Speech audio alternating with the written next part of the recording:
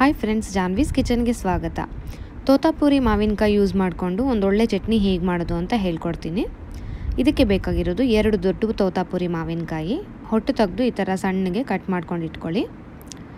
ಈ 2 ದೊಡ್ಡ ತೋತಾಪುರಿ ಮಾವಿನಕಾಯಿಗೆ ಬೇಕಾಗಿರೋದು 10 ರಿಂದ 12 ಹಸಿಮೆಣಸಿನಕಾಯಿ, ರುಚಿಗೆ ತಕ್ಕಷ್ಟು ಉಪ್ಪು, ಬೆಲ್ಲ. ಕಾಯಿ ಏನಾದರೂ ಹುಳಿ ಇದ್ದರೆ ಸ್ವಲ್ಪ ಜಾಸ್ತಿ ಬೆಲ್ಲ ಇಡಿಸುತ್ತೆ. ಅರಿಶಿನ ಪುಡಿ. ಸಿಂಪಲ್ ಚಟ್ನಿ ಇದು.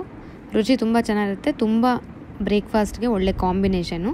ಅಕ್ಕಿ ರೊಟ್ಟಿ, ರಾಗಿ ರೊಟ್ಟಿ, ರವೆ ದೋಸೆ, ಒಗ್ಗರಣೆ ದೋಸೆ ಎಲ್ಲದಕ್ಕೂ ಅನ್ನಕ್ಕೂ ತುಪ್ಪ ಹಾಕ್ಕೊಂಡು ತಿಂದರೆ ತುಂಬ ಚೆನ್ನಾಗಿರುತ್ತೆ.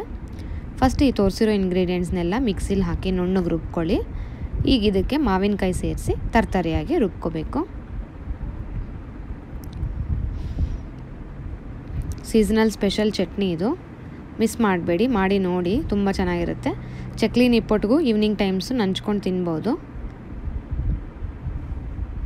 ಟ್ರೈ ಮಾಡಿ ಹೇಗೆ ಬಂತು ಅಂತ ಕಮೆಂಟ್ಸಲ್ಲಿ ತಿಳಿಸಿ. ನೋಡಿ, ಮಾವಿನಕಾಯಿ ಹಾಕಿದ್ಮೇಲೆ ತರ್ತರಿಯಾಗಿ ರುಬ್ಕೊಂಡಿದ್ದೀನಿ. ಈ ಥರ ಪರ್ಫೆಕ್ಟ್ ಟೆಕ್ಸ್ಚರ್ ಇದು. ಈಗ ಇದಕ್ಕೆ ಒಗ್ಗರಣೆ ಕೊಡೋಣ. ಒಂದು ಕಡಾಯಲ್ಲಿ ಸ್ವಲ್ಪ ಒಂದು 2-3 ಚಮಚ ಎಣ್ಣೆ ಹಾಕ್ಕೊಂಡು ಸಾಸಿವೆ ಹಾಕಿ, ಸಾಸಿವೆ ಚಿಟಪಟ ಅಂದಮೇಲೆ ಇದಕ್ಕೆ ಕರಿಬೇವೆಲೆ, ಸ್ವಲ್ಪ ಹಿಂಗಾಕಿ ಇದಕ್ಕೆ ರುಬ್ಬಿರೋ ಅಂಥ ಚಟ್ನಿ ಹಾಕಿ ಚೆನ್ನಾಗಿ ಮಿಕ್ಸ್ ಮಾಡಬೇಕು. ತುಂಬ ಫ್ರೈ ಮಾಡೋದು ಬೇಡ. ಚಟ್ನಿ ಎಲ್ಲ ಆಯಿಲಲ್ಲಿ ಚೆನ್ನಾಗಿ ಮಿಕ್ಸ್ ಆದರೆ ಸಾಕು. ಒಂದು 2 ನಿಮಿಷ ಫ್ಲೇಮಲ್ಲಿ ಇರಲಿ, ಸಿಮ್ ಫ್ಲೇಮಲ್ಲಿ. ನೋಡಿ, ಈ ಥರ ಎಣ್ಣೆಯಲ್ಲಿ ಚಟ್ನಿ ಚೆನ್ನಾಗಿ ಹೊಂದ್ಕೊಂಡಿದೆ. ಈಗ ಆಫ್ ಮಾಡ್ಕೋಬೋದು. ಇದು ನೀವು ಸ್ಟೋರ್ ಮಾಡ್ಕೋಬೋದು. ಫ್ರಿಜ್ಜಲ್ಲಾದರೆ ಒಂದು 15 ರಿಂದ 20 ದಿನವರೆಗೂ ಇರುತ್ತೆ.